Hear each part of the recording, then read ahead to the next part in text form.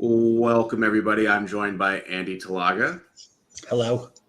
and I picked up a mic as well. So we're more official now, guys. We got a little more going on. So today we're hoping to talk about if you own no cards in Star Wars CCG, how do you get started? What would be the way to get started? Andy and I were kind of talking about this earlier. We did a whole series on, so you found your old collection, but what for the people that didn't, they never had a collection, they've heard that this is the best Star Wars game there is, right? This is historically, it's just a great game.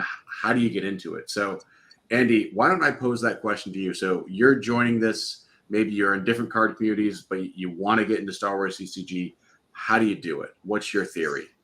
All right. So I think the to start would be to find one of those posts, which is the person who says, "Hey, I just found this in my parents' house. What do I have?" The And make an collection, offer on right? that collection and be like, "I don't know what you have because I don't know much about the game, but I'll give you $50 or whatever you think's fair for some random like 3,200 or 5,000 count So box." the good thing about that approach as well is I do think that art of sort of the treasure hunt and the searching is also going to cause you to fall in love with the cards. Like Sure. I think if you truly just buy, oh, I'm buying every card, the thrill of the hunt is kind of gone. There's not that like, oh, I found a general solo. That's kind of fun. Like so buying that collection and Sure. that treasure hunt, I think is a way of kind of falling in love with the game a little bit. So Definitely. I think the method kind of one, people, buy a collection. I think the kind of person who's going to be really interested in doing that is also going to be the kind of person who's going to like pick up a random card and like read the lore, because I think that like the lore is such a huge draw to the game, at least for like me and for, Right. a lot of people. And they're going to read it and they're going to be like, "Oh, did you know this random alien in the cantina was XYZ thing?" And like, Yeah, no, it's like they're there's just a extra lot of rebel fun spy. doing that. Yeah, like Max Rebo, rebel spy, right, or something, something like that.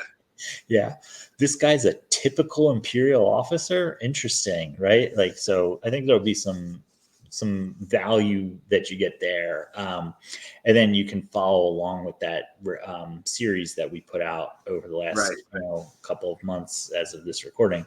um, the other suggestion, if you don't want to kind of go that route, because getting a box of 5,000 or so random It's cards is daunting, a pretty right? daunting task if you have no idea what's going on with that game, would be to get the Death Star 2 starter decks. They're pretty readily available on eBay or on Right. Facebook Marketplace or something. There's a light side one and a dark side one. The light side one has a General Solo and a Chewbacca. The dark side one has a Tempest Tempest one. one and something Yeah. else. And they're pretty balanced against each other. So like you can play them just out of the box against each other. You'll have a pretty good time of battling on Endor with scouts versus walkers and stuff. And there's some spaceship things, and they're pretty fun. I've played with them myself. It's a good way to, I think they're probably about like 35 or $40 as of now. So I mean, it's not a non-zero investment into it. You're going to spend a little bit of money to get them, but it's a good way to see if you actually enjoy the game and the gameplay with two decks that can kind of work with each other. 100%. I will just plug a video. I did a how to play using Death Star 2 starter deck. So just if folks are interested, check that out. But I also think just related to that, there is the special edition starter decks, which I think are Mm, underrated, actually. I think they sure. come out of the box and they're very playable. And, that's another thing. I would not get the premier starter decks. Don't, frankly, big piece of advice, skip Premier, A New Hope. Maybe coming in at Hoth could be kind of fun, like picking. But Hoth, I would actually maybe just skip all the way up to Special Edition.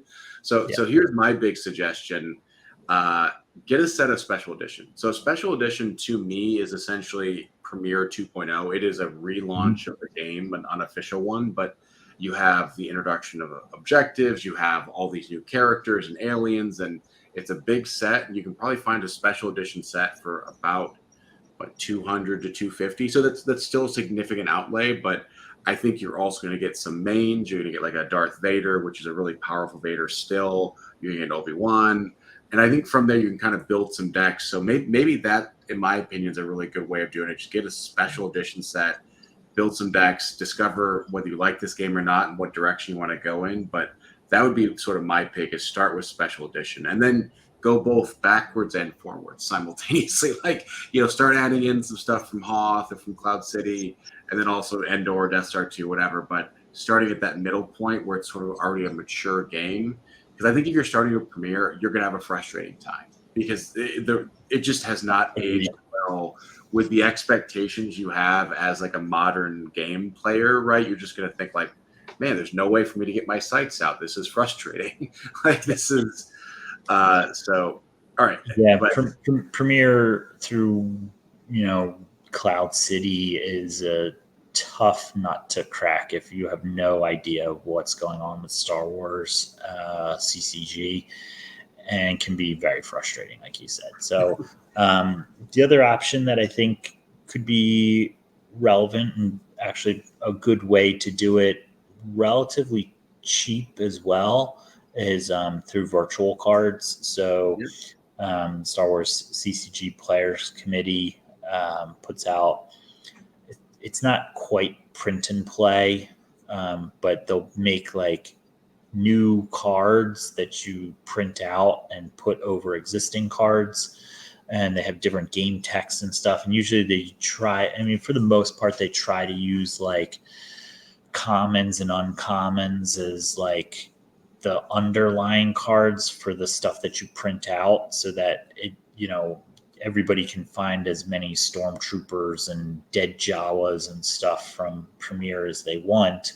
And you can just slide in, they very rarely use like actually expensive rares or anything to for the underlying cards. So it does make it pretty cost effective. They've got about, I think they just put out their 19th virtual set. So there's maybe about eight or 900 virtual cards.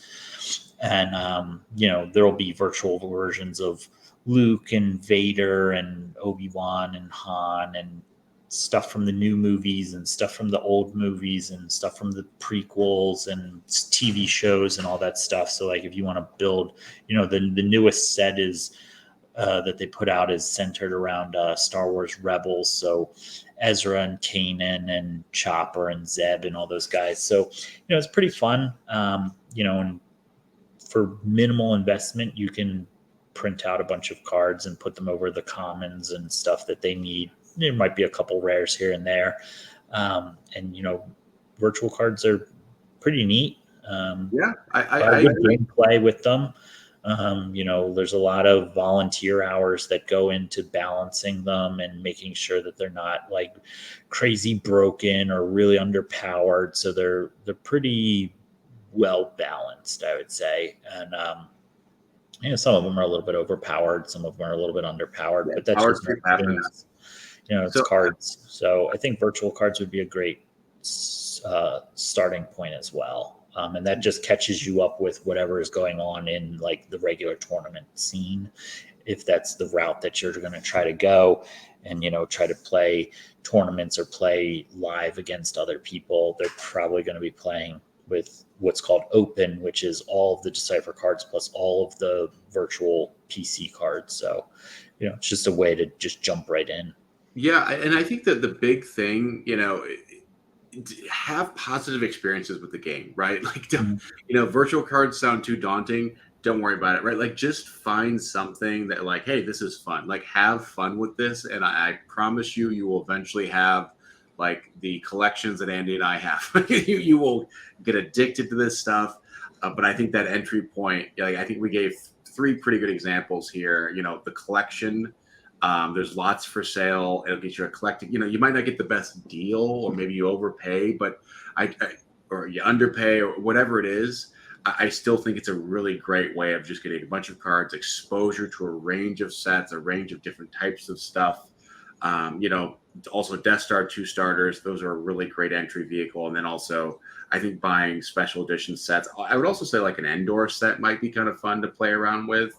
you know, it's a pretty modernized set and things kind of make sense. Endor, Death Star 2, those get a little more expensive, right? So I But wouldn't. you can also find them without like the ultra rares, and that Right. makes it a lot cheaper. And Death Star 2 has, you know, a lot of really good cards in it as well. So I think It any of also those three like, sets are all really, really good things. I would probably stay away from some of the episode 1 centric stuff because the game starts getting like exceptionally has a lot of exceptional power creep that happens in yeah. there, and a lot of those cards are also short printed because it was kind of towards the end of Decipher's run, so they're a lot more expensive.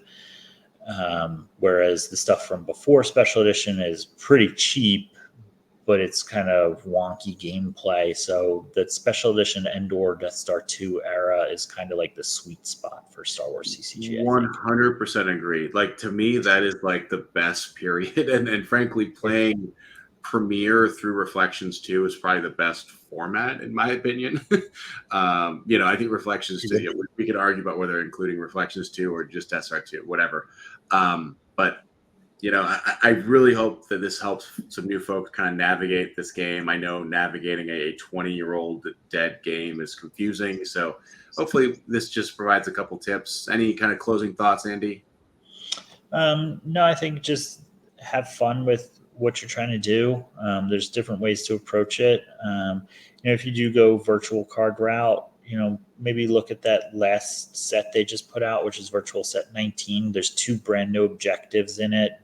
Both they're centered around Star Wars Rebels stuff, Grand Admiral Thrawn and you know, the Phoenix Squadron things. So they look pretty fun. I might try them out myself and you know, go from there. But you know, I think I mean, that's a really great point. I think as well, like, you know, maybe check out what are the objectives. This is why Special Edition is great, but like find an objective you like and kind of like gravitate around it and build around it. Like, you want to play an Endor, get an Endor's Operation Rebel Strike Team, but you know, that's an approach, right? Like, find something that kind of jives with what you like thematically and to build around it. So yeah, I think the virtual cards is just a reminder, like, yes, that you're supposed to put the virtual card behind a certain card, but nobody knows what goes on at your kitchen table, guys. Like, right.